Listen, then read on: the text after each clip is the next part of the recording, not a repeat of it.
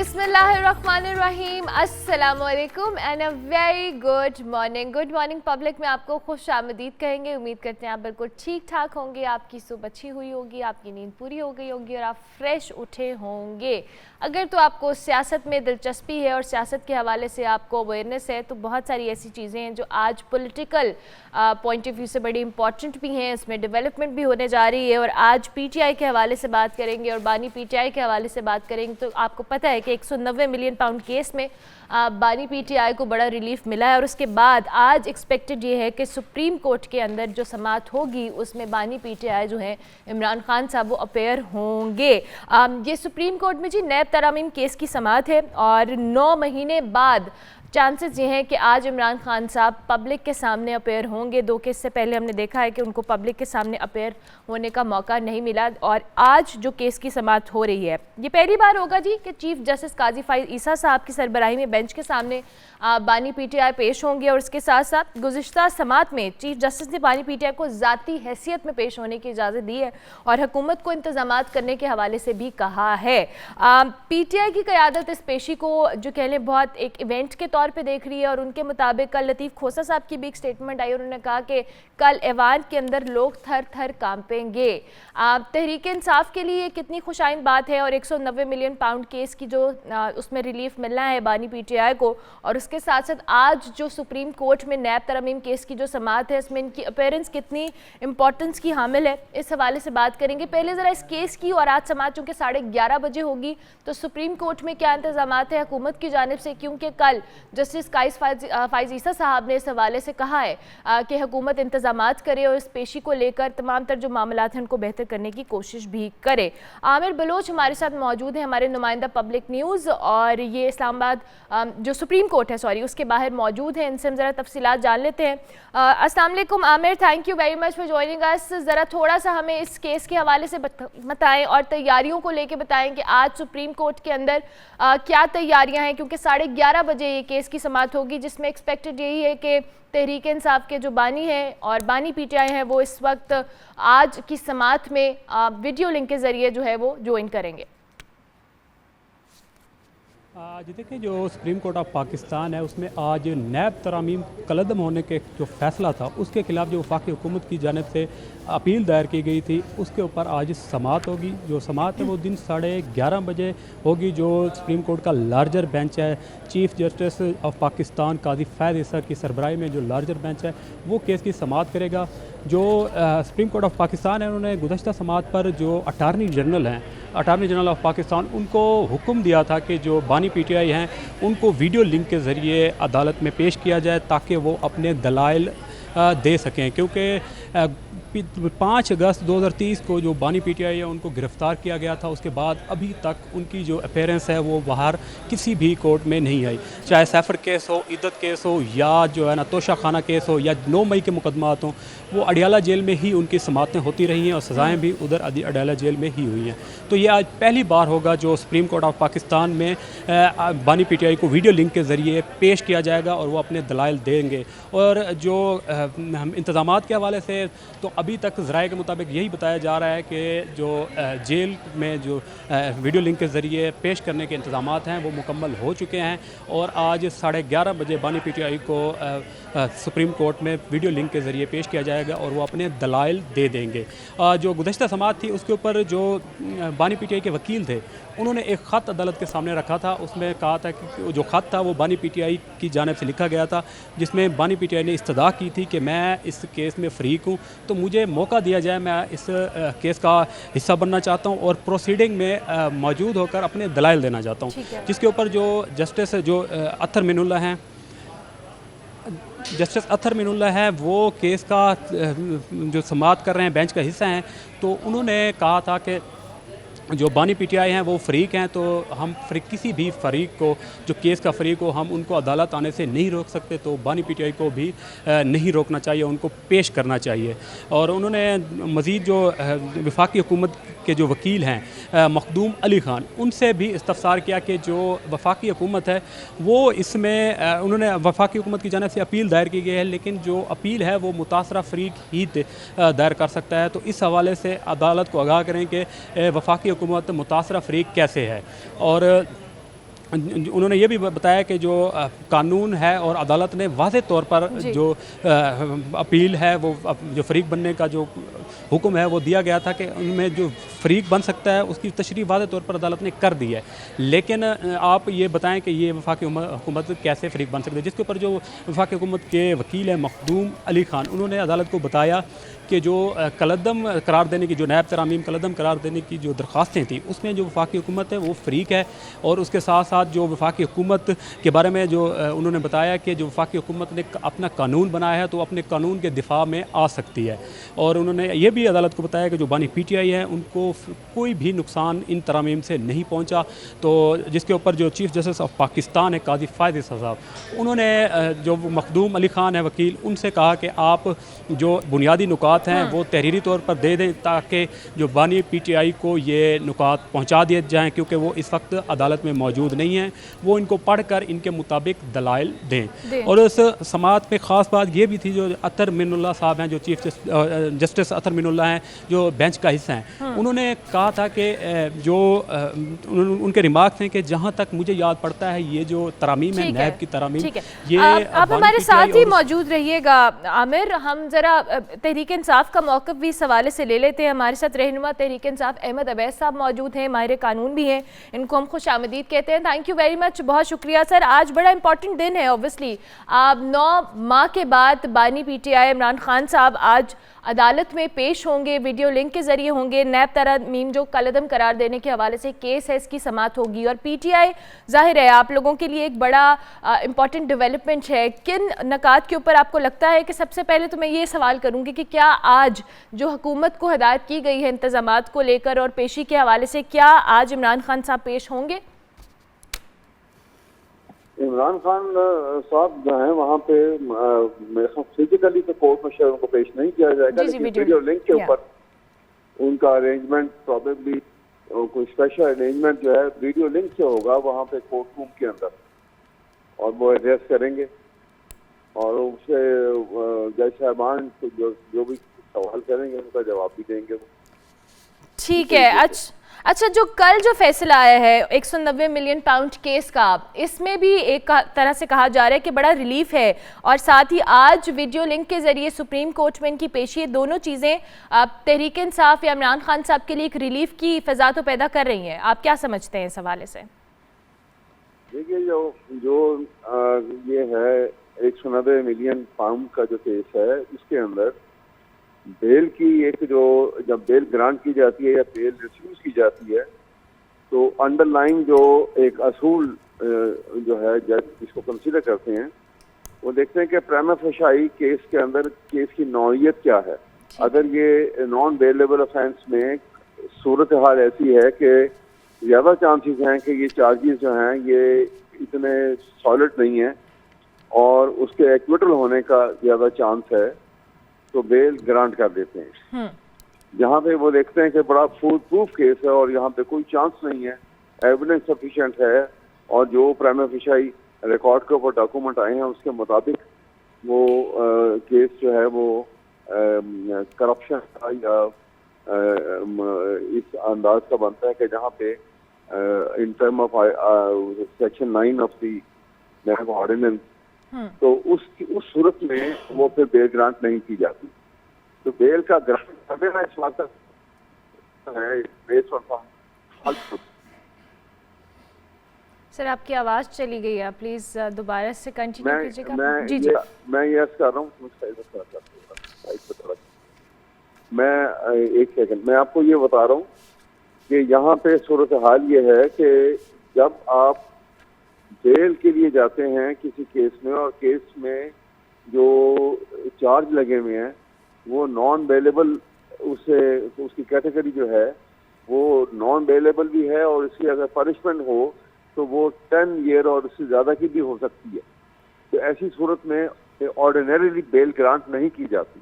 लेकिन जब अदालत ये महसूस करे कि जो केस सामने उसके आया है वो केस जो है उसमें चांस जो है वो इतना सॉलिड नहीं है, एलिगेशन जो है वो इतने मजबूत नहीं है कि उसको कन्विक्शन हो सके, और ये इसकी बुनियाद जो है कि सम फॉल्सहुड के ऊपर है, मेयर एलिगेशन है, तो फिर उस सूरत में वो बेल ग्रांट कर देते हैं। ठीक तो है, इसलिए ये इस वजह से ये लगता है कि ये एक strong case in favour of Imran Khan, इसलिए बेल ग्रांट की गई है। ठीक है, इसीलिए बेल ग्रांट की गई है। ठीक है, अच्छा वैसा चूंकि जिस तरह से अभी हम बात भी करें, कल असेंबली के अंदर भी इस फैसले को लेकर और तहरीक इंसाफ को जो रिलीफ मिलने के हवाले से पॉलिटिकल पार्टीज़ हों जो इस वक्त हुकूमत में भी हैं और ज़ाहिर है एक कोलिशन गवर्नमेंट है, सारे लोग एतराज़ कर रहे हैं और इस केस को बेनज़ीर साहिबा से रिलेट करने के ऊपर भी उन्होंने तहरीक इंसाफ हो, आपकी पार्टी हो या इमरान खान साहब को, बिलावल भुट्टो जरदारी हो, मौलाना फजल रहमान हो, इन सब लोगों ने आड़े हाथों लिया है। आप क्या समझते हैं कि ये जो अगर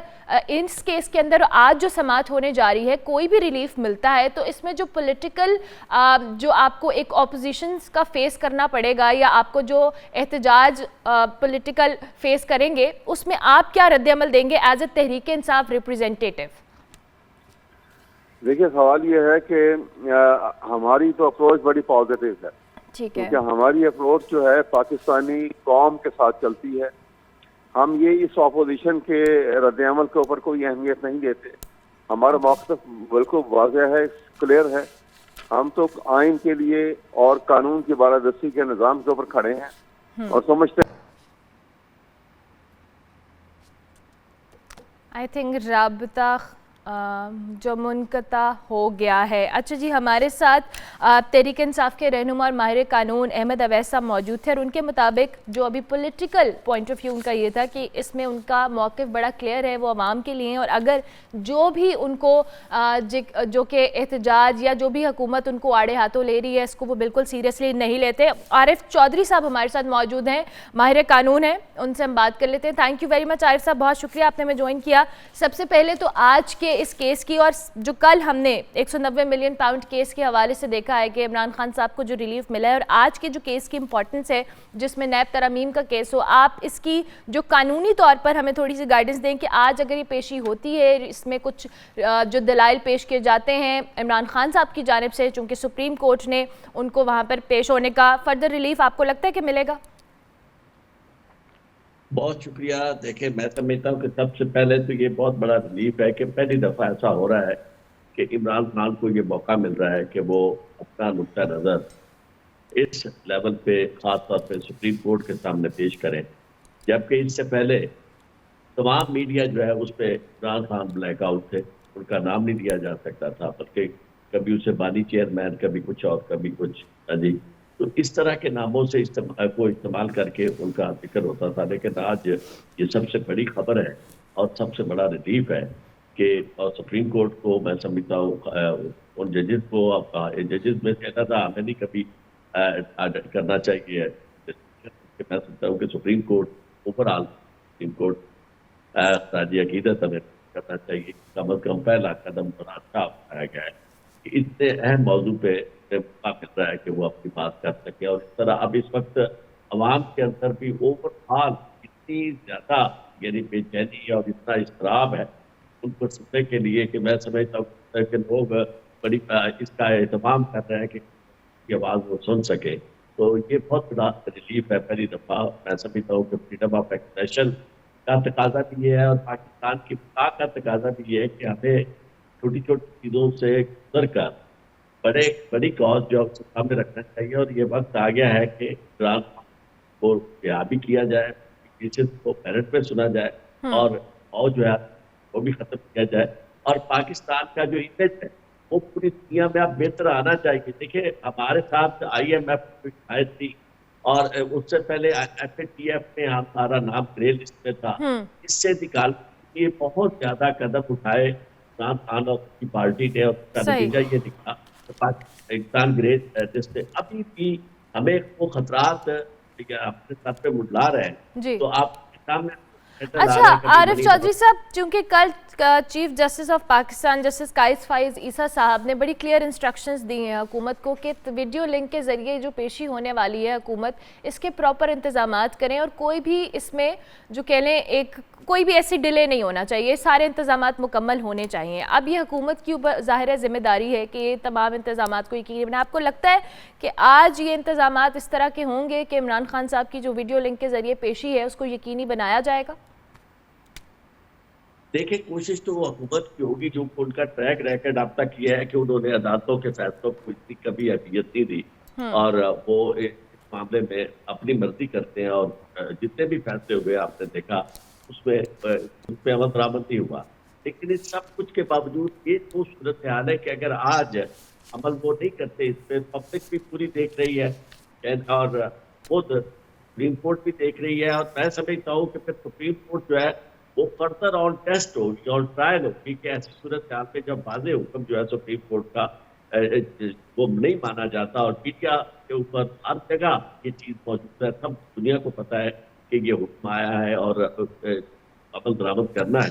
तो इसमें मैं समझता हूँ कि मुझे नजर नहीं आता कि वो अमल दरामद ना करे। उसकी वजह ये कि इस हद तक हुकूमत आगे जाना शायद अफोर्ड ना कर सके कि वो सुप्रीम कोर्ट की जस्टिस की हिदायत के बावजूद वो ऐसा कदम उठाए कि ब्लैक आउट करे या कोशिश उनकी हो कि जिस तरह के करते वो कभी कहेंगे कि जी सिस्टम जो है वो डाउन हो गया है, लिंक डाउन हो गया, ये हो गया, वो हो गया।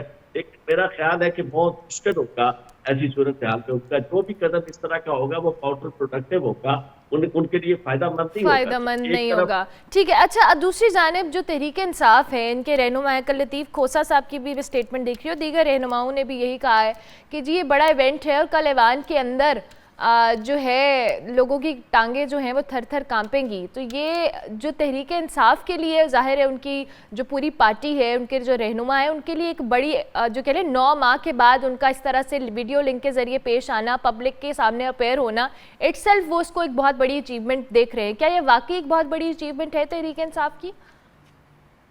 देखिए, अचीवमेंट तो बिल्कुल है। उसकी वजह यह है कि जिस तरह 9 मई का वाक़या स्टेज किया गया और जिस तरह ये तासुर दिया गया कि ये पार्टी जो है ये दुश्मन है और ये स्पेशली ये अफवाज पाकिस्तान और हमारी एस्टेब्लिशमेंट है उसको ये बर्बाद करने पर खुदी हुई है। ये बयानिया जो था जितना ज्यादा कदोमत के साथ इसका इजहार किया गया, इसके ऊपर बात की गई, उसका जवाब जो था अपने तौर पर तो लोगों ने दिया, PTI ने भी दे दिया जब इलेक्शन में तमाम पाबंदियों के बावजूद लोगों ने PTI को वाज़ेह और मंत्री के साथ कामयाब किया। वो जवाब एक था, लेकिन अतिया की तरफ से मैं समझता हूँ कि पहली दफा ऐसा हो रहा है कि वो पाबंदियां जो लगाई गई थी और जिसमें जिक्र किया जाए, हर सतह पे आप देखें कि ये आज से पहले नाम नहीं दिया जाता था। तो मैं समझता हूँ कि बहुत बड़ा ब्रेक हुआ है और आने वाले दिनों में मुझे इसमें आगे एक्सेल होता हुआ नजर आ रहा है। यानी आपको लग रहा है कि आइंदा आने वाले दिनों में तहरीक इंसाफ हो या इमरान खान साहब को एक बड़ा रिलीफ मिलता हुआ नजर आ रहा है। हमारे साथ आरिफ चौधरी साहब मौजूद थे, माहिर कानून थे। आज जी बहुत बड़ी समाअत है, बहुत बड़ी डेवलपमेंट है। आज सुप्रीम कोर्ट में 11:30 बजे समाअत होगी नैब तरामीम जो है कलअदम करार देने के हवाले से, जिसमें इमरान खान साहब आज वीडियो लिंक के जरिए सुप्रीम कोर्ट में पेश होंगे। इस समाअत के हवाले से हम आपको मजीद भी अपडेट करते रहेंगे। हमारे साथ तहरीक इंसाफ के रहनुमा भी हमें ज्वाइन करेंगे। मिलते हैं ब्रेक के बाद, आप देखते रहिए गुड मॉर्निंग पब्लिक।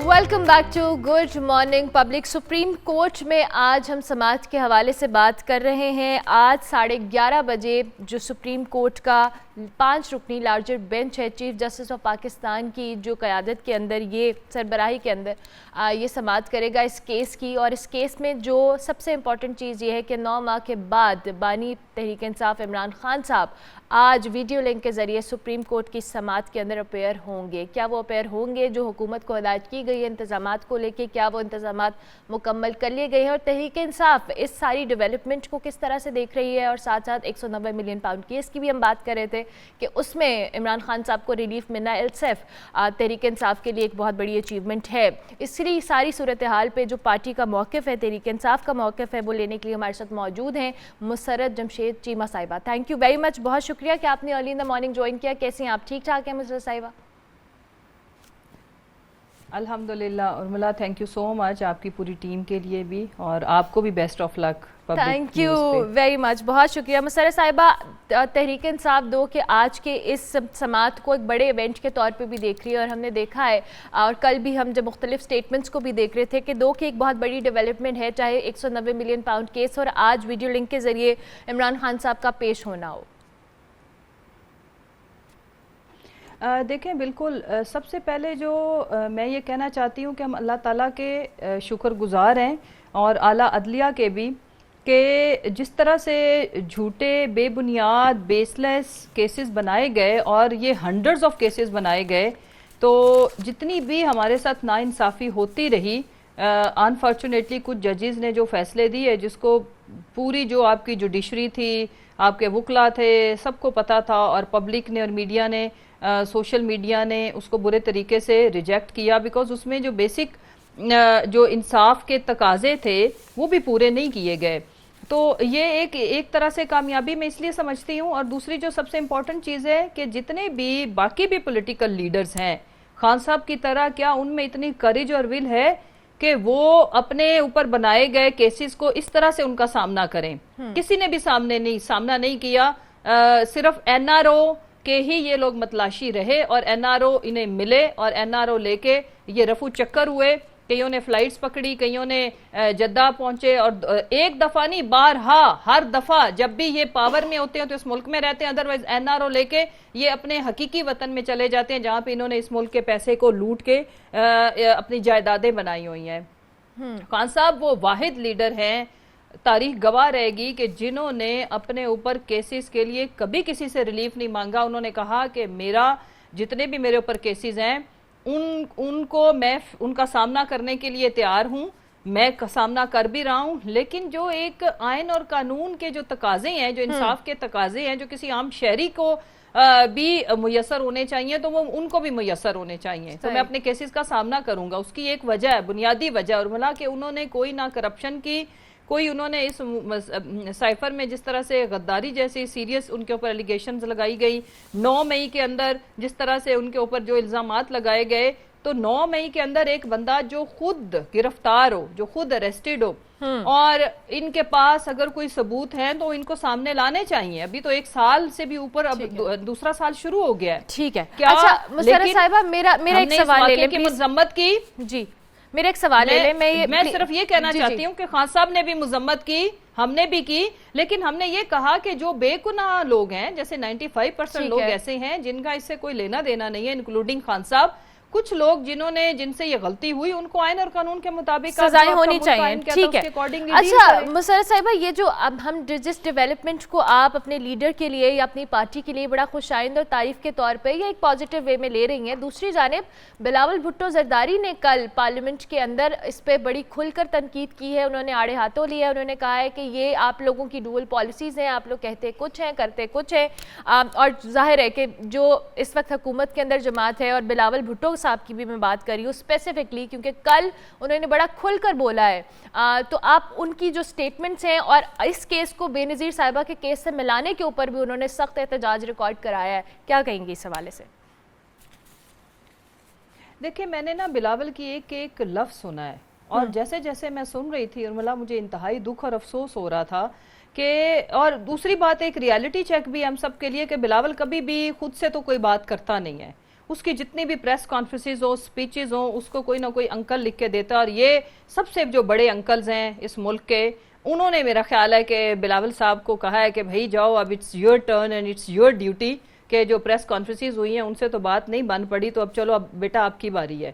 तो ये बिलावल का रोल पाकिस्तान की तारीख में, सियासी तारीख में, हमेशा एक बच्चे जमूरे का ही रहना, उससे ज्यादा का रोल मैं नहीं देखती। मुझे दुख और अफसोस के साथ कहना पड़ता है कि फ्लोर ऑफ द हाउस जो जुबान इस शख्स ने इस्तेमाल की, वो उसकी अपनी भले नहीं थी, लेकिन जो जिस तरह से ड्रामेटाइज किया, it was seriously funny, always funny. हमेशा से बिलावल की बोंगियां जुबान ज़दे आम है, लेकिन इसमें सीरियस जो कुछ चीजें हैं, मैं ये रिक्वेस्ट भी करूंगी कि हमारे जो भी स्पीकर साहब हैं, उनके साथ पार्लियामान के अंदर जो सीरियस लोग बैठे हुए हैं, कि कुछ इतनी गलत किस्म की टर्म यूज करके, जैसे जी कू कर दिया, कू इनको बताया जाए कि डिक्टेटर करता है, जो हुकूमत होती है उसको गिराने के लिए, जब स्टेट या इदारे का कोई स्टेट के इदारों में से कोई हुकूमत गिराए, उसको कू कहते हैं, राइट? तो ये मैं इनकी इस्तिलाह, इनको झूठ बोलना और सियासत के अंदर एक दूसरे के ऊपर इल्जाम तराशी करना तो एक आम सी बात है, लेकिन इंतहाई गलत किस्म की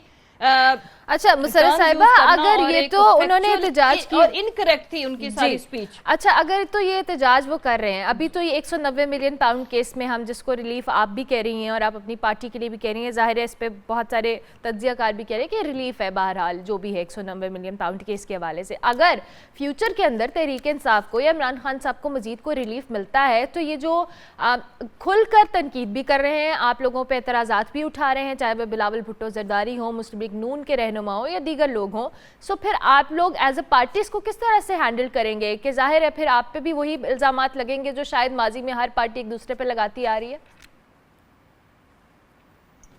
नहीं Urmila, let me correct you please. जी जी, रिलीफ उसको कहा जाता है किसी को इंसाफ मिला, मसलन मेरे ऊपर अगर चार्जेस है दहशतगर्दी के या मर्डर के और अगर मैंने वो नहीं किया और मुझे इंसाफ के पूरे तकाजे करके इंसाफ मिल जाता है तो व्हाट यू से इट इज रिलीफ। सही। ये तो इंसाफ मिलना किसी भी इंसानी किसी भी इंसान का एक बुनियादी हकूक है, हकूक में शामिल है ना। जैसे आपके ऊपर कोई करप्शन के चार्जेस लगते हैं तो अगर आपने वो की नहीं और वो साबित हो जाती कि आपने की नहीं है तो आप इसको रिलीफ नहीं कहेंगी, आप लेकिन जाहिर है इंसाफ के साथ साथ लेकिन जो पार्टी है मौक़िफ़। जी जी जी जी, आप बोले। मैं ये कहना चाहती हूं कि इसमें जो 2-3 अहम पहलू हैं कि खान साहब के ऊपर ये तो किसी को पता शक शुबा नहीं होना चाहिए ना है। यही वजह कि 8 फरवरी को अवाम ने अपना जो रेफरेंडम किया उसमें उन्होंने अपना फैसला सुनाया कि खान साहब के ऊपर सारे केसेस झूठे हैं। लेकिन जब ये कोर्ट्स के अंदर भी साबित हो जाता है तो फिर जो खान साहब को बेगुनाह घटिया तरीन केसेस के अंदर, जैसे इद्दत का केस हो, जैसे ये भी 190 मिलियन पाउंड का केस था अल कादिर यूनिवर्सिटी का, या बाकी जितने भी हैं, तो फिर जो बेगुनाह उन्होंने अजियतें काटी, उनके कारकुनान ने, उनकी फैमिली ने, उनके जिस तरह से और उन्होंने खुद जैसे जो बेगुनाह कैद काटी, तो इसका फिर जिम्मेदारी किसी के ऊपर तो आयद होती है। क्या कोई जो इस चीज के जिम्मेदार ठहरेंगे उनके लिए फिर मेरे मुल्क आईन और कानून क्या कहता है? खान साहब तो चले, उनको इंसाफ मिल गया, अवाम भी खुश, हम भी खुश। सही उसके बाद मैं ये कहना चाहती हूँ कि there should be a check, एक रुकावट अब आनी चाहिए कि भाई इस तरह से किसी के भी खिलाफ, भले उसका किसी भी सियासी जमात से ताल्लुक हो, किसी इदारे से ताल्लुक हो, वो जुडिशरी से हो, ब्यूरोक्रेसी से हो, ये खत्म होना चाहिए, मीडिया से हो, ये खत्म होना चाहिए। बात यही है कि ये सारी पॉलिटिकल पार्टीज या आप लोगों को आप जो रिप्रेजेंटेटिव्स हैं आवाम के, आप लोग अपने लिए क्या आवाम के लिए आप सबको मिल बैठना होगा। ये तो फिर हम किसी एक पार्टी से एक्सपेक्ट भी नहीं कर सकते, क्योंकि जब तक ये सारी ताकतें एक नहीं होंगी तब तक आप एक्सपेक्ट कैसे कर सकते हैं कि मामला बेहतरी की तरफ जाएंगे। और ये जो आप डिमांड रख रही हैं कि चेक एंड बैलेंस होना चाहिए, किसी के साथ भी ज्यादती नहीं होनी चाहिए, इसके लिए भी तो आप सबको एक पेज पे आना पड़ेगा ना। क्यों नहीं, हमने कब मना किया? देखो, जब इलेक्शन कराने की ज़रूरत थी और ताकि आयन इस मुल्क का ना टूटे, और उसकी ज़रूरत क्यों थी कि पाकिस्तान के अंदर इकोनॉमिक स्टेबिलिटी रिक्वायर्ड थी, वैसे भी जो एक कियोस और एक क्योटिक सिचुएशन के अंदर जो आपका लोकल इन्वेस्टर होता है वो भी भाग जाता है, जो कि हुआ इस मुल्क में। लोग अपना सब कुछ जिसके जो बन पड़ती थी ब्रेन ड्रेन हो गया। तो हम क्या चाहते थे कि भाई इलेक्शन हो, हम सबके साथ बैठने को तैयार हैं, मुल्की इश्यूज के ऊपर हम सबके साथ बैठने को तैयार हैं। उसको जब बिलावल जैसी कठपुतलियां फ्लोर ऑफ द हाउस मतलब उछल कूद करना शुरू कर देती हैं स्क्रिप्टेड स्पीच करके, हमें दुख होता है। हम किसी से कोई एनआरओ नहीं चाहते तो हमें ऑफर्स तो थी, मिल जाता, ले लेते। इस सबको क्लैरिटी होनी चाहिए कि खान साहब इज रेडी टू पे द कॉस्ट। कॉस्ट क्या है? उस मुल्क की बेटरमेंट, बेहतरी, उसकी कॉस्ट वो ऑलरेडी पे कर रहे हैं। लेकिन हम सब में इंक्लूसिव मैं बात कर रही हूं, जिसमें सबसे बड़ा stake holder everybody should remember वो इस मुल्क की अवाम है, जिनकी वजह से हम हुकूमतों में आते हैं, जिनकी वजह से कारोबार जिंदगी चलता है, हुकूमतों का इदारे चलते हैं, सारे इदारे, हॉस्पिटल, एजुकेशन, आप ये देखो, आपकी ब्यूरोक्रेसी, आपकी जुडिशरी, आपकी अदलिया, एंड देन हमारे जो आर्म फोर्सेस ऑल्सो। सो मैं ये कहना चाहती हूँ कि हमें अब सबको अवाम के लिए सोचना पड़ेगा, पाकिस्तान के लिए सोचना पड़ेगा, और ये नफरतें और ये जो बेसलेस एलिगेशंस, इसका कहीं ना कहीं स्टॉप होना चाहिए। वज़ीर आज़म बनना जोर से आया हुआ है। मैं बिलावल की बात कर रही हूँ। बिलावल पूरी पाकिस्तान की पॉलिटिकल हिस्ट्री में जितने भी किसी के ऊपर कुल मिला के एलिगेशंस हो, आप अपने वालिद साहब को देख लो तो उनका पलड़ा वाकई भारी होगा। ठीक है, क्योंकि उनके ऊपर तो सब कुछ साबित हुआ। अच्छा, उसके बावजूद उन्होंने एनआरओ लिया। तो ये सारी चीजें, ये सियासत आपको मुबारक हो। मैं ये कहती हूँ कि हम इससे अपने आप को यूथ कहलाने का इनको शौक है, तो इनके अंदर एक बुर्दबारी, वो गलतियां जो इनके बड़ों ने की वो ना करें। फिर दूसरी एक और बात, देखें, हमने कोई खुदा ना खास्ता बेनजीर साहिबा की शहादत को खुदा ना खास्ता हमने ये तो नहीं कहा कि वो बिल्कुल ठीक हुआ था, लेकिन हम ये कहते हैं कि जैसे इस मुल्क के जो शोहदा और हमारे बाकी इदारे हैं, उसी तरह बाकी भी, जैसे आपकी रेलवे हो गई, आपके बैंक्स हो गए, जो लूटिंग हुई, आपके बाकी सारे जो सिविल इदारे हो गए, वो भी स्टेट के इदारे हैं। Bilawal should not forget that, चाहे जिस वजह से भी हुआ, लेकिन हुआ तो वो एक वैसे एग्जाम्पल दी थी खान साहब ने, उसका मतलब ये थोड़ा था, लेकिन आप तो इस तरह आपने उछल कूद की है, मुझे तो हैरत हुई है। अच्छा मुसर्रत साहिबा, तो सब कुछ हुआ ये था तो ना? आपने बिलावल साहब की तनकीद का है। जवाब दे दिया, ठीक है, आपका मौक़िफ़ आ गया कि आपको क्या लगा इस हवाले से। दूसरी जानिब कल मौलाना फजल रहमान की भी मैं बात कर लूँ, पहले तो वो खुलकर तनकीद भी करते रहे इमरान खान साहब के ऊपर, तहरीक इंसाफ के ऊपर, कल बड़ा उन्होंने फ्लेक्सिबिलिटी का काइंड ऑफ मुजाहरा किया और उन्होंने जी स्टेटमेंट दी कि इमरान खान साहब को यहूदी लॉबी का एजेंट कहना इनवान है, गाली नहीं है, और साथ साथ उन्होंने कहा कि इंतखाबात दोबारा करवाए जाएं और अगर इंतखाबात, और इसमें इस्टेब्लिशमेंट का रोल नहीं होना चाहिए, और साथ साथ उन्होंने थोड़ा सा एक जो के लिए इंक्लाइंड हुए हैं वो तहरीक इंसाफ की तरफ, मुझे नहीं पता, या आप मुझे बेहतर तौर पे बता सकती हैं, अगर मौलाना फजल रहमान इस हवाले से कोई इनिशिएट करते हैं और इमरान खान साहब की जो आज की पेशी के बाद कोई ये सारे मामलात रिहाई की तरफ जाते हैं, तो क्या मौलाना साहब के साथ कोई हाथ मिलाने के चांसेस हैं तहरीक इंसाफ के? देखिए, हर वो सेन वॉइस जो पाकिस्तान के अंदर पॉलिटिकल स्टेबिलिटी चाहेगा, पॉलिटिकल स्टेबिलिटी लिंक करती है आपके मुल्क की स्टेबिलिटी के साथ, तो हम उसको क्यों नहीं वेलकम करेंगे। और वो कोई भी हो, देखें, ये एक तो मुझे इस मुल्क में ये नहीं समझ आती इतना एक्सट्रीमिज्म कि भाई अगर फर्ज करो मेरा एक मौकफ है, कोई भी है, उसके बाद उसमें चेंज आता है for the betterment of the मेरा जो सबसे बड़ा इदारा पार्लियामेंट, उसको यूटर्न कहते हैं, इस मुल्क की आवाम के लिए उसे यूटर्न कह देते हैं ना, उसको यूटर्न कहते हैं, तो अच्छाई के लिए अरमला कह लें, यूटर्न कहने में कोई हर्ज नहीं, आर नहीं है, लेकिन ये जो हमारे पॉलिटिकल मुखालफिन तो चले उसको क्रिटिसाइज करें, बाकी सब लोगों को समझ होनी चाहिए, अक्ल होनी चाहिए कि पॉजिटिविटी के लिए यूटर्न, फर्ज करें कि मेरे अंदर एक ऐसी चीज है जो मुझे उस वक्त लग रहा है कि ये ठीक है, बाद में मुझे एहसास हो जाता है कि ये I was on the wrong direction, मुझे सही लेना है, तो सिर्फ इसलिए मैं अपने गलत को गलत पे चलती रहूं कि मुझे लोग कहेंगे कि अच्छा ये देखो पहले तो ऐसी थी, ये चाइल्डिश, ठीक है। सो मैं ये कहना चाहती हूँ, मौलाना साहब की कल मैंने बात सुनी है सारी,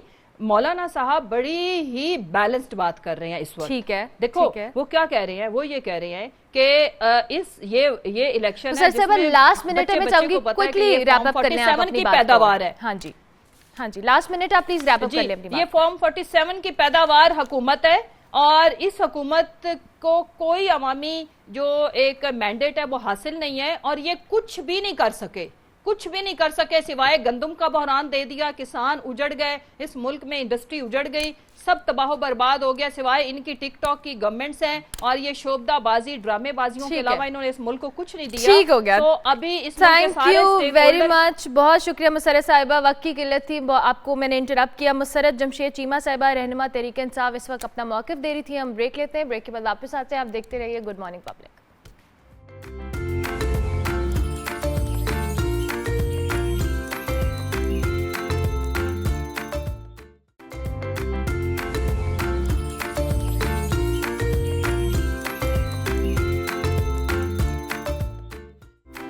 welcome back to good morning public. अब हम बात करेंगे कुछ आपकी सेहत के हवाले से। आपको पता है कि आजकल हम सोशल मीडिया के ऊपर भी देख रहे हैं और ज़ाहिर मुख्तलिफ जब डॉक्टर्स बात करते हैं या मुख्तलिफ हॉस्पिटल्स के हवाले से ख़बरें आती हैं तो पेट के जो अमराज हैं उनमें बहुत ज़्यादा इजाफा हो रहा है। हस्पतालों के इमरजेंसी डिपार्टमेंट्स की बात की जाए, जो ज़्यादातर पेशेंट्स आ रहे हैं उनको बहुत सारे इशूज़ हैं, लेकिन आज हम स्पेसिफिकली जिस इशू के हवाले से बात करेंगे वो बच्चों को लेकर है। वॉर्म इन्फेस्टेशन के हवाले से बात करेंगे, ये क्या होता है और बच्चों के अंदर ये क्यों ज़्यादा इतना प्रिवेल कर रहा है और इसकी वजह से बच्चों के हेल्थ पे क्या क्या असरात होते हैं, इसी पे बात करेंगे। सैयद खुज़ैमा अरसलान बुखारी साहब हमारे साथ मौजूद हैं, he is a doctor, child specialist हैं, उनको हम खुशामदीद कहते हैं। Thank you very much doctor साहब, बहुत शुक्रिया कि आपने हमें ज्वाइन किया। सबसे पहले तो इस टर्म को वॉर्म इन्फेस्टेशन को थोड़ा सा डिफ़ाइन कर देंगे, है क्या और इसमें क्या होता है स्पेसिफिकली बच्चों के हवाले से। बिस्मिल्लाहिर्रहमानिर्रहीम। देखिए जो वॉर्म इन्फेस्टेशन है ये बेसिकली जैसे आम ज़बान में कहते हैं पेट में कीड़े होना, ठीक है, और ये जो है क्या कहते हैं बहुत कॉमन डिजीज़ है स्पेशली थर्ड वर्ल्ड कंट्रीज़ में जहाँ पर पीने का साफ़ पानी अवेलेबल नहीं है और गंदगी ज़्यादा मौजूद है। तो उस वजह से, क्योंकि ये जो वर्म्स होते हैं बेसिकली आपके इन्वायरमेंट में मौजूद होते हैं, आपकी मिट्टी में, आपके गंदे पानी में, इवन गंदी खुराक में भी। तो इसलिए ये पाकिस्तान जैसे मुल्क में या आपके जितने भी आपको वर्ल्ड वाइड आपको पता है कि जो मुल्क जहाँ पर हाइजीन की सिचुएशन अच्छी नहीं है, वहाँ पर वर्म इन्फेस्टेशन बहुत ज़्यादा है।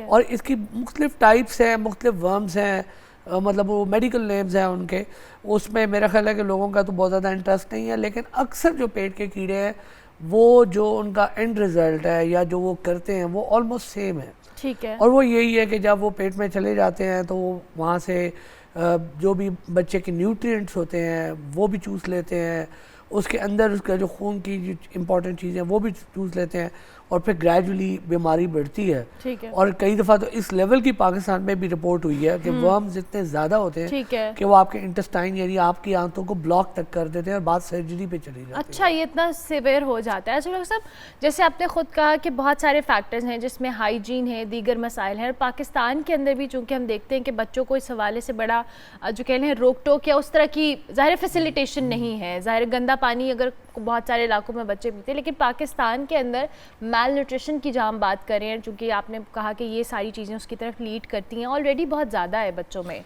और ऐसे में इस बीमारी का प्रिवेल करना और बहुत बड़ी तादाद में करना इटसेल्फ ये बहुत अलार्मिंग बात है। बिल्कुल सही कह रही हैं जी। जगह आपने अभी मैल न्यूट्रिशन की टर्म यूज़ की है। मैल का मतलब होता है बैड, न्यूट्रिशन मैंने आपकी खाने पीने की चीज़ है। मैल न्यूट्रिशन के भी समझना पड़ेगा कि दो एस्पेक्ट्स हैं। एक वो एस्पेक्ट है जो हमारा है, जैसे कि हमारा थर्ड वर्ल्ड कंट्री है, जहाँ पर गुर्बत बहुत ज़्यादा है और हाइजीनिक कंडीशन अच्छी नहीं है। एक मैल नॉरिश वो है जो वेस्ट वालों की है या अच्छे मुल्कों की है, जिसमें ओबेसिटी आती है। वो भी मैल नरिशमेंट में, yes, that is a part of malnutrition. तो हमारा क्योंकि फोकस ये हमारी मैल न्यूट्रिशन होती है, और इसमें जो बड़ी वजह है, इसमें मल्टीपल फैक्टर्स हैं। देखें, हाइजीन है, इसमें एक बहुत बड़ी चीज़ होती है अवेयरनेस। ठीक है, इवन अच्छी फैमिलीज़ के बच्चे भी मैल न्यूट्रिशन यानी कि वर्म इन्फेस्टेशन और इसके साथ आते हैं। वजूहात क्या है? वजूहात ये है कि देखिए, जो बच्चों में कॉमन चीज़ है वो ये है कि जब बच्चा 4 से 6 महीने का होता है ना, तो उसकी एक कुदरती आदत होती है कि पकड़ के चीज़ें मुंह में डालता है, कोई भी चीज़ मुंह में डालता है। ये उसकी एक नेचुरल आदत है। ठीक है, और इसका जाके आप कह लें कि जो पीक है ना वो जाके ख़त्म होता है 6 ईयर पे, 6 ईयर पे। लेकिन उससे पहले 1.5 साल तक तो बहुत ही मुश्किल है वालिदैन के लिए मैनेज करना। बिल्कुल, ठीक है। तो अक्सर ये जो एज के बच्चे होते हैं, ये जब ज़मीन पे जब बड़े होके क्रॉल करते हैं, और या फिर क्या कहते हैं, आप कह लें जब ये मोबाइल हो जाते हैं, तो ये जाके आप कह लें मिट्टी वगैरह खाना शुरू कर देते हैं, फिर एक इस सर्कल में फंस जाते हैं, और वहाँ से फिर ये इनको वर्म इन्फेस्टेशन होती है।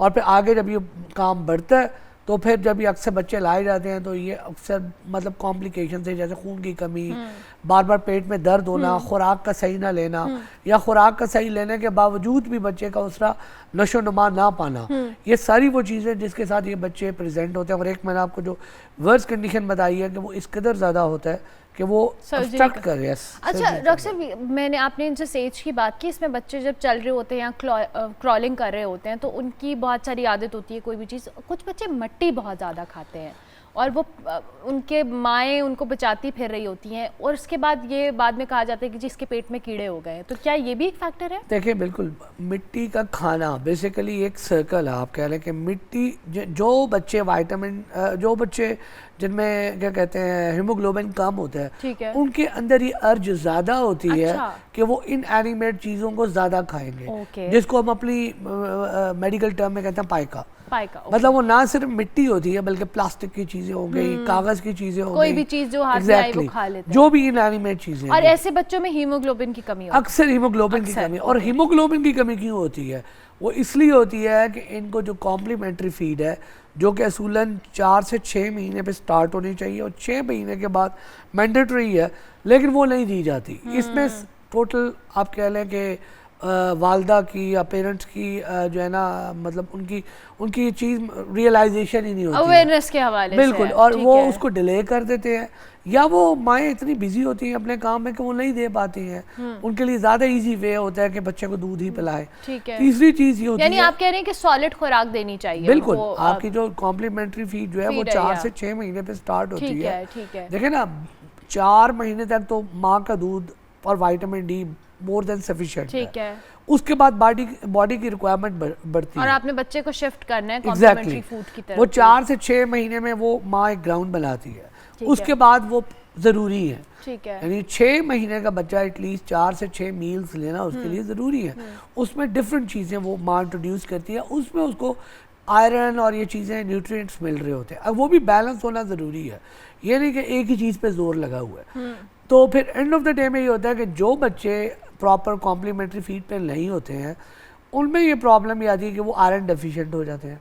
आयरन डेफिशिएंसी जो है वो उसके अंदर एक अर्ज डालती है इनएनिमेट चीज़ की तरफ, और वही बच्चा मट्टी खाना शुरू होता है। अब वो जब बच्चा मट्टी खाना स्टार्ट होता है तो होता ही है कि उसके वर्म्स बनते हैं। वर्म्स जो है इस कंडीशन को और फर्दर खराब ट्रिगर कर देते हैं, मतलब और वर्सन कर देते हैं। ठीक है। एक बच्चा जो पहले ही कॉम्प्रोमाइज हो रहा था अब वो और ज़्यादा हो गया, कॉम्प्रोमाइज तो फिर एचबी और डाउन होता है तो वो और अर्ज जाती है। ओके। तो ये एक साइकिल में जाते हैं और अच्छा, बच्चे अब बहुत डॉक्टर लो साहब ट्रीटमेंट की तरफ आते हैं। ट्रीटमेंट क्या है अगर बच्चे को ये प्रॉब्लम है इनिशियल स्टेज पे ही, और अगर एक्सट्रीम भी है, जैसे एक्सट्रीम तो आपने खुदा ना खास्ते सर्जरी की तरफ कहा है, इनिशियली माँ बाप क्या करें, क्या एहतियाती तदाबीर इख्तियार करें कि बच्चे को इस तरफ जो ये वॉर्म इन्फेस्टेशन है ये ना हो?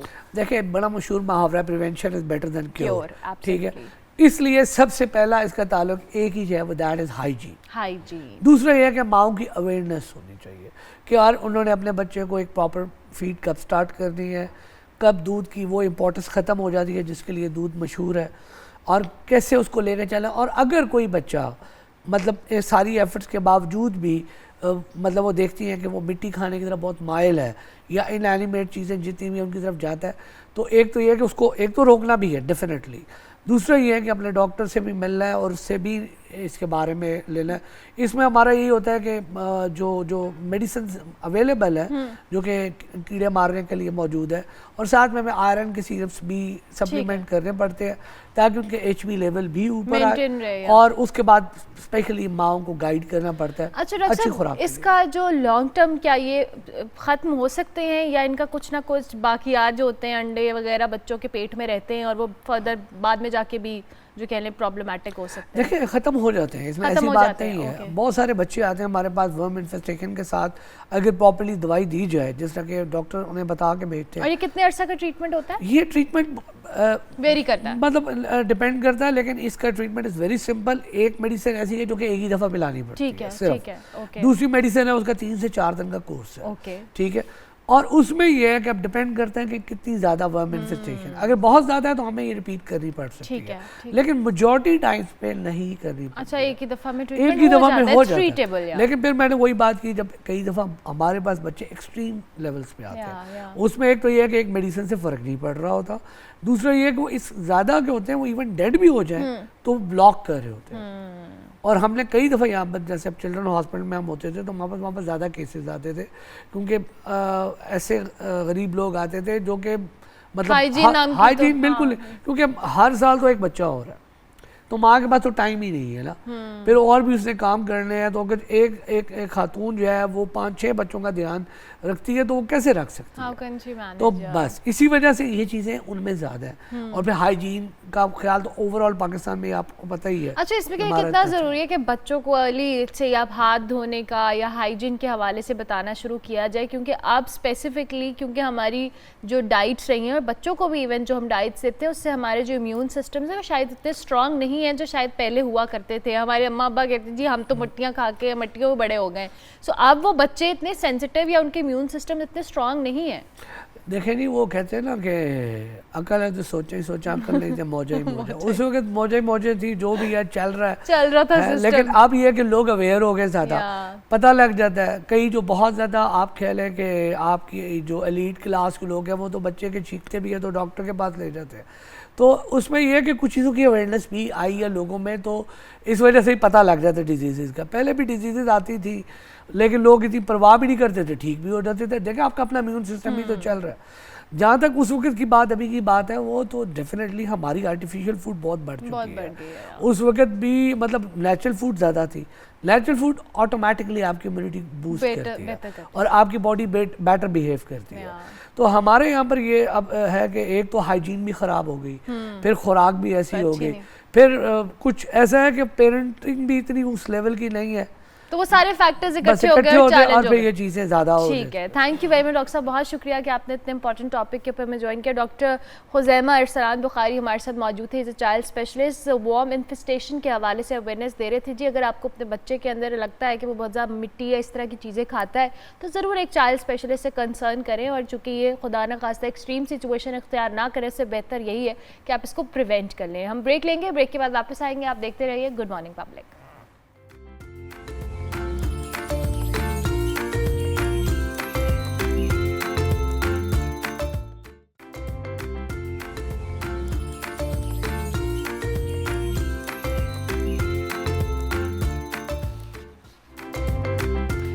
Welcome back to good morning public. Break के बाद वापस आ गए। जी आपको पता है गर्मियों का मौसम आ रहा है, और इस मौसम की सबसे जो अच्छी चीज़ होती है वो होते हैं आम, जो कि आप हर किसी के फेवरेट होते हैं। मैं हैरान होती हूँ लोगों पे, वैसे मैंने एक दो लोग अपनी लाइफ में देखे जिनको आम नहीं पसंद, कौन लोग होते हैं ये मुझे नहीं पता, लेकिन स्टिल जी आम जो कहले फलों का बादशाह कहलाता है, और ये इस मौसम की सौगात भी होता है। और पाकिस्तान के अंदर आपको पता है कि आम की जो वैरायटी है या बहुत अच्छी क्वालिटी का जो आम है वो काश्त किया जाता है, और ऑब्वियसली एक्सपोर्ट भी बड़ी अमाउंट में हुआ करता था, अब भी होता है दो, लेकिन पाकिस्तान के जो आम हैं इनकी जो कह लें मुख्तलिफ इकसाम में दुनिया भर में बहुत ज़्यादा मशहूर भी हैं और बहुत महंगे दामों फ़रोख्त भी की जाती हैं। जब भी आप कहीं ट्रैवल करें तो यहाँ तो हम बहुत फॉर ग्रांटेड लेते हैं ना इन आम को जो हमारे मुल्क के अंदर होते हैं, बाहर इसकी बहुत डिमांड भी है, लोग इसको बहुत पसंद भी करते हैं।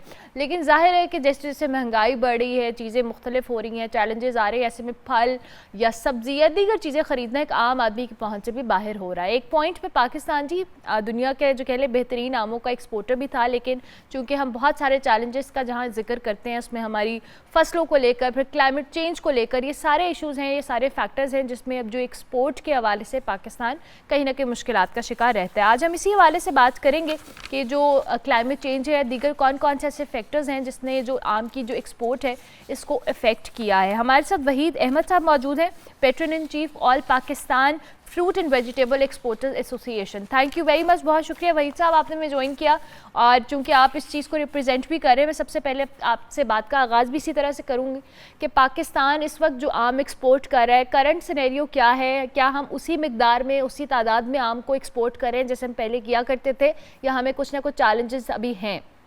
जी अस्सलाम वालेकुम, good morning. King of fruit की आज बात हो रही है, और इंशाल्लाह ताला आम आपको मार्केट में भी नज़र आना शुरू हो गया है, मगर कम आ रहा है, इसलिए कि उसकी जो मेन वजह है कि क्लाइमेट चेंज की वजह से जो है मैंगो का सीज़न 15 से 20 दिन डिले हो गया है। बात यह कि जो इस साल का जो टारगेट है मैंगो का हमारा, हमने 1 लाख टन रखा हुआ है और $90 बिलियन का, और टोटल जो प्रोडक्शन है पाकिस्तान की वो 1.8 मिलियन टन है, जो 18 लाख टन है। बात ये कि 70% जो है वो पंजाब का है, मगर पंजाब की जो प्रोडक्शन है वो 35 to 40% डिक्लाइन हुई है। इसी तरह जो सिंध की प्रोडक्शन है, जो शेयर है 29%, उसमें भी 20% का जो है वो डिक्लाइन आया, और 1% खैबर पख्तूनख्वा का है। अगर मैं ऑल ओवर बात करूँ 18 लाख में से हमारे पास जो आम अब जो बच गया है 12 लाख टन बच चुका है। अब इसकी मेन वजह क्या है कि क्या वजह है कि ये इतनी प्रोडक्शन कम हुई? अच्छा, ये तीन सालों से ही हमें कभी 20% कम हो जाता है, कभी 40% कम हो जाता है, कभी 50% हो रहा है। क्लाइमेट चेंज का इम्पैक्ट जो है ये तेज़ी से बढ़ता जा रहा है। अगर आप देखें 2013 से क्लाइमेट चेंज का इम्पैक्ट आना शुरू हुआ था सैलाबों की, और अभी जो है बढ़ता जा रहा है। बात यह कि जो सर्दियाँ और देर तक रही, फिर गर्मियाँ देर को शुरू हुई, उसमें क्या होता है पैटर्न चेंज हो जाता है। आम का भी पैटर्न चेंज हो गया, मौसम का भी चेंज हो गया, और जो इंसेक्ट होता है उसका भी पैटर्न चेंज हो गया है। तो उसकी वजह से जो इंसेक्ट इस टाइम पे आए, जो डिजीज़ इस टाइम पे आए हुए हैं, वो जो है वो काबू नहीं हो रहे पंजाब के अंदर। ये पहले यही चीज़ सिंध में थी पिछले साल, और ये चीज़ अब पंजाब में चले गई। मगर हमने डिमांड पिछले साल भी की थी सिंध हुकूमत से और पंजाब हुकूमत और फेडरल से कि हमें रिसर्च बेस्ड सलूशन चाहिए, कि हमारे किसानों को ये नहीं पता पेट में दर्द है तो वो सर की गोली खा रहे हैं, तो उनको पता ही नहीं है करना क्या है। जब तक हुकूमत सलूशन नहीं देगी रिसर्च बेस्ड, तो ये चीज़ें बढ़ती रहेगी। क्लाइमेट चेंज आप भूल जाएं, वो हर साल आएगा, हर महीने होगा क्लाइमेट चेंज, हर फसलों पे आएगा। सोल्यूशन क्या आप एक्सपेक्ट कर रहे हैं? आप सोल्यूशन जिस तरह आप हुकूमत की बात कर रहे हैं, क्योंकि जाहिर है हमने एक बहुत पीक टाइम देखा है और दुनिया का बेस्ट आम हम यहाँ से एक्सपोर्ट करते हैं, और जैसे मैंने अभी पहले भी जिक्र किया कि बाहर जो आम जिस क्वालिटी का जाता है पाकिस्तान जो एक्सपोर्ट करता है, दो के पाकिस्तान में रहने वालों को उस क्वालिटी का आम उस तरह से मैसर नहीं होता जितना बाहर के लोग उसको एंजॉय करते हैं, लेकिन स्टिल इट्स इन डिमांड और लोग वहाँ पे उसको बहुत पसंद करते हैं। तो क्या वजह है और आप क्या सोल्यूशंस एक्सपेक्ट कर रहे हैं हुकूमत से कि आपको ये सोल्यूशंस प्रोवाइड किए जाएं ताकि ये एक्सपोर्ट है ये बेहतर हो सके, चूँकि ज़र मुबादला की जब हम बात करें बहुत बड़ी अमाउंट है।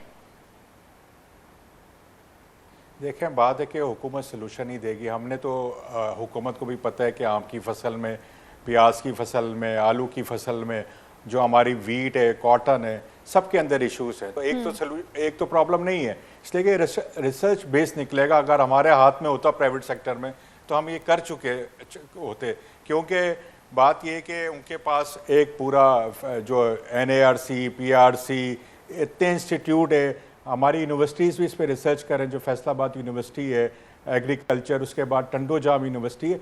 मतलब क्या हम लोग ने रिसर्च को क्या समझा हुआ है? हमारे यहाँ तो ट्रेंड ही नहीं है रिसर्च एंड डेवलपमेंट का। हम लोग जो चल रहे थे ना 75 साल से, वो बस एक कुदरती चल रहे थे। अभी जो हालात 3-4 से इतने हालात ख़राब हो गए, मगर हमने इसका कोई सलूशन नहीं निकाला। हुकूमत फेलियर है, हुकूमत सिर्फ अपने दूसरे कामों में लगी रहती है। अगर मैंने देखूं तो एग्रीकल्चर में तो तवज्जो ही नहीं है, इसलिए कि एक लॉन्ग टर्म इसकी प्लानिंग होती है। हम यहाँ पानी भी ज़ाया करते हैं फ्लड सिस्टम पे, अभी तक ड्रिप इरिगेशन पे नहीं। अगर पाकिस्तान में अगर आप एग्रीकल्चर में देखें 99% जो फ्लड सिस्टम है। अब मैं आपको यहाँ मिसाल दूँ, अगर मैं आपको एक गिलास पानी दूंगा तो आप पी लेंगी, 2 दूंगा पी लेंगी, तीसरा दूंगा तो आप मना कर देंगे, अगर पिएंगी तो तबीयत ख़राब हो जाएगी।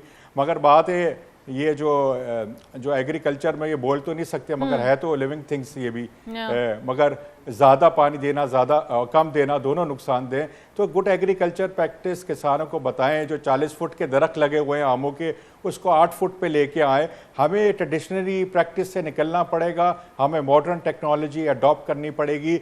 पूरे पाकिस्तान के एग्रीकल्चर की मैं बात कर रहा हूँ, सिर्फ आम की बात नहीं कर रहा। मैं पाकिस्तान की फूड सिक्योरिटी को बहुत करीब से देख रहा हूँ। हालात बहुत ख़राब होंगे आने वाले दिनों में, और ये हमारी हुकूमत जाग जाए, खुदा के वास्ते इमरजेंसी लगा दे एग्रीकल्चर के ऊपर, वरना अलार्मिंग पोजीशन है। अब मैं आम की बात करता हूँ। अच्छा, मैं हमारे 40 मुल्कों में आम जा रहा है। आपकी सॉरी मैं आपको इंटरप्ट कर रही हूँ, और आपने सारी बात भी की। जाहिर है आप कह रहे हैं कि आप अपने हमें इकदाम करने की ज़रूरत है, क्योंकि आप एक एसोसिएशन को लीड भी कर रहे हैं, आपकी मुलाकात भी होती होगी, आप बात भी करते होंगे। हुकूमत क्या रिस्पांस देती है? क्योंकि ज़ाहिर है हम एक एग्रीकल्चर मुल्क है, हमारे अंदर, हमारे जो मुल्क के अंदर वैसे भी बड़ा पोटेंशियल है एक्सपोर्ट को लेके। अगर हम अपनी चीज़ों को बेहतर करें, रिसर्च डिपार्टमेंट की आपने बात की या दीगर चीज़ों की बात की, तो जब ये सजेशंस पुट की जाती हैं तो क्या रिस्पांस आता है जिसमें इतना डिले है कि हम इसको बेहतर नहीं कर पा रहे?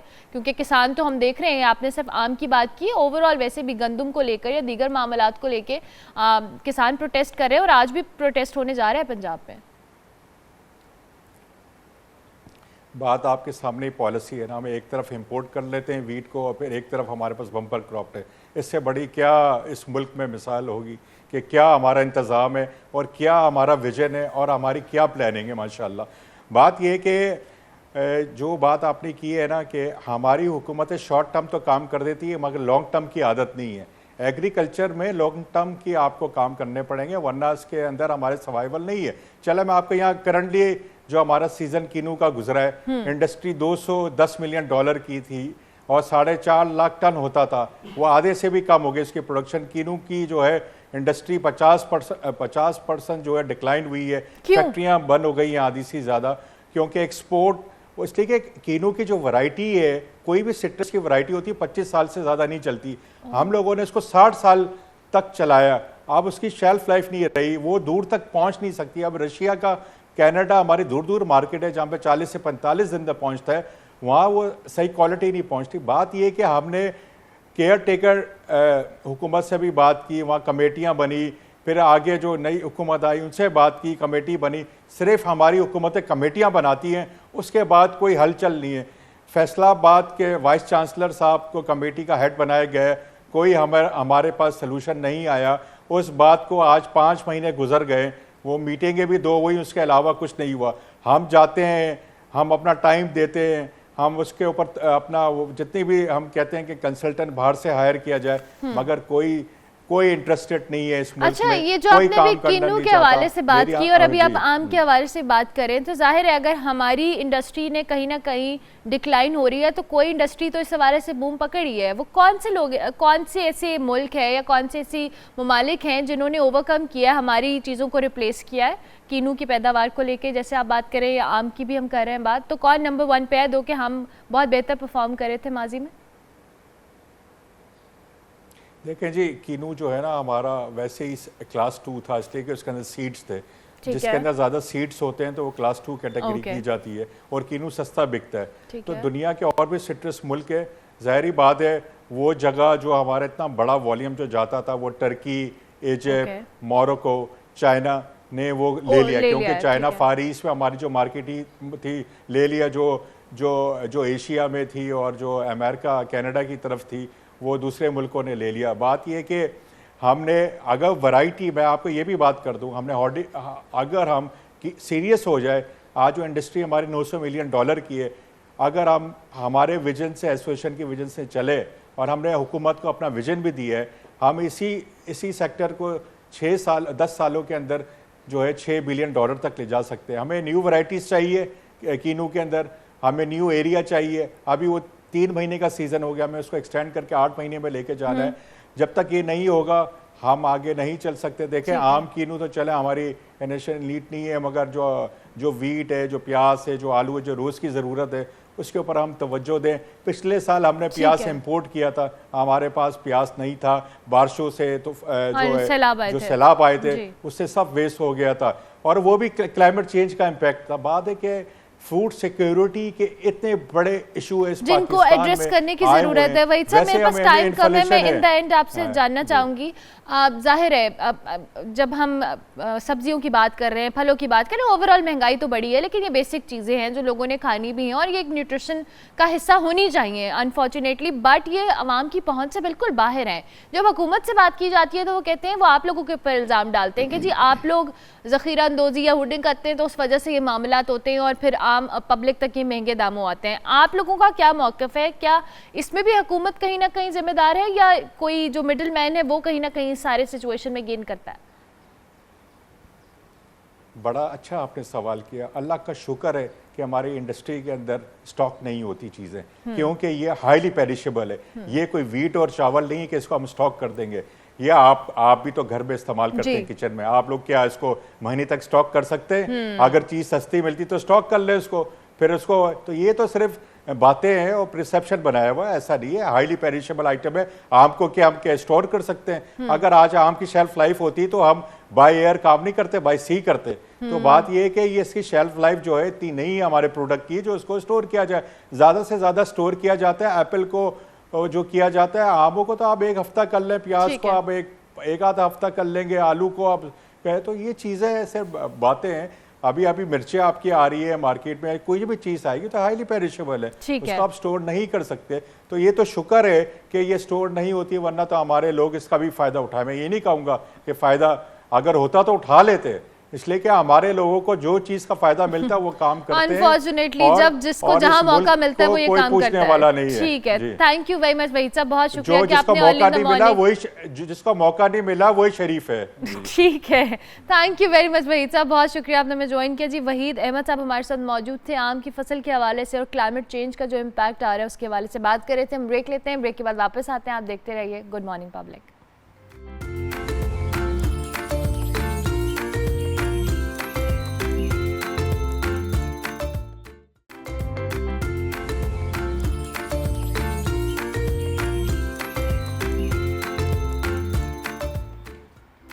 Welcome back to good morning public, program का बिल्कुल आखिरी हिस्सा। ऐसे में हमने सोचा कि आपकी डाइट, आपकी हेल्थ के हवाले से बात की जाए। और आपको पता है जब मैं किचन काउंटर पे आती हूँ तो कुछ ना कुछ अच्छा हम आपको या हेल्दी या मुफीद बताने की कोशिश करते हैं। आज हमाला खान हमारे साथ मौजूद हैं, she is a nutritionist. Hamala, अस्सलाम वालेकुम, कैसी हैं आप? I am very good, thank you.